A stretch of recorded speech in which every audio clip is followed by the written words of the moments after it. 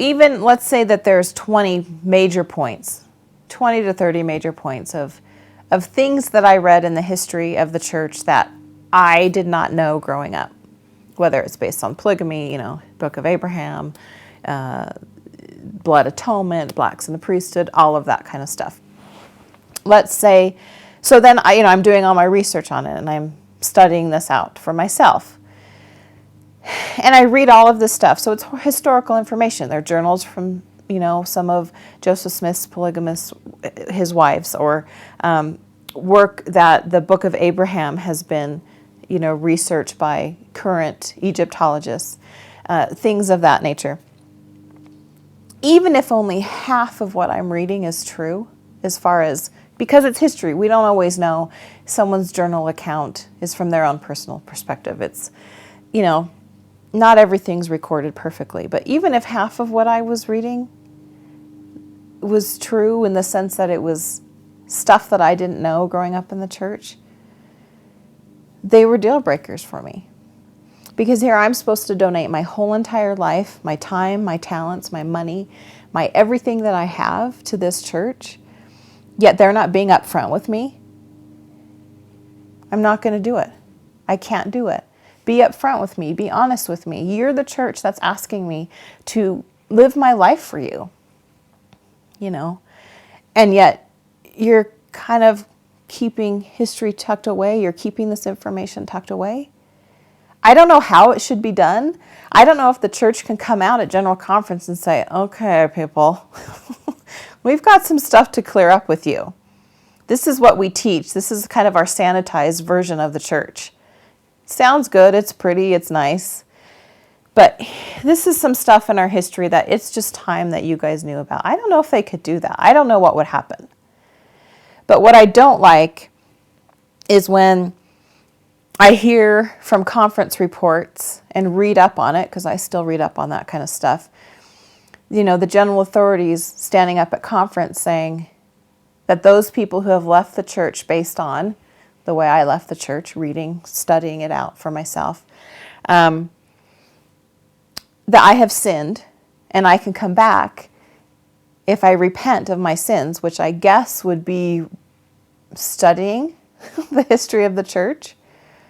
That's how the church then answers people like me. And there's thousands of people like me who are leaving the church in droves right now because they're finding this stuff too, going, what the hell? What the hell? How come I did not know this? And so, obviously I left the church. It comes back to kind of this, Satan has his grasp over all the anti-Mormon stuff, which anti-Mormon, what I found out was really just the history of the church. Not that there aren't anti-Mormons. I don't consider myself an anti-Mormon. I'm not trying to make anyone in the church leave.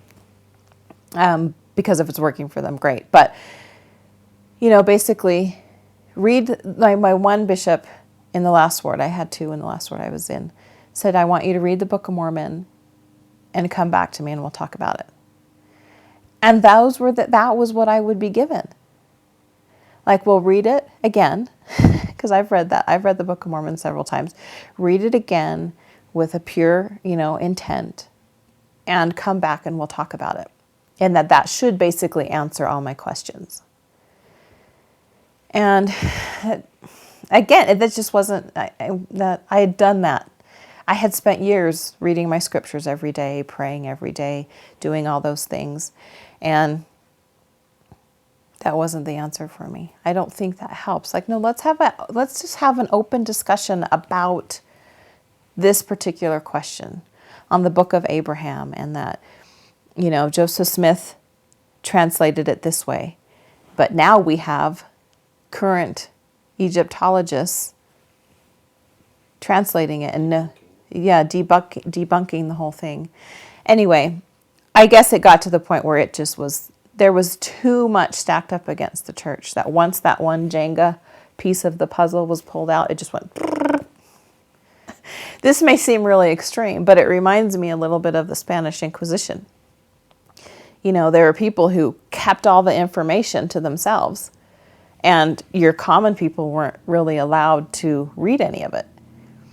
or think for themselves, basically. And when they did, they were called heretics, and they were brutally tortured. Burned, they died, it was awful.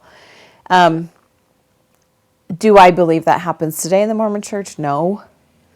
I don't think anyone's tortured.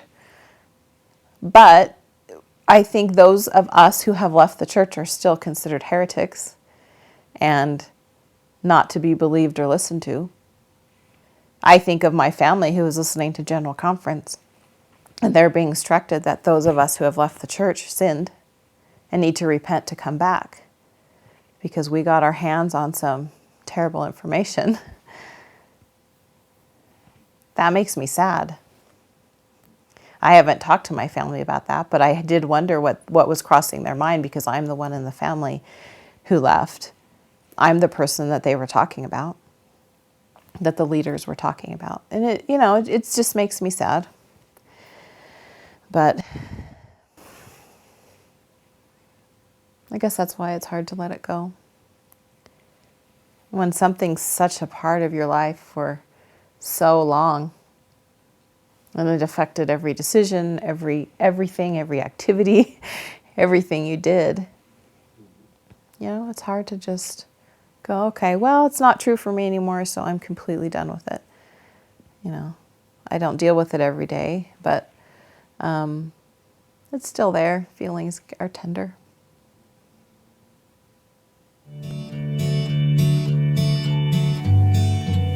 The end.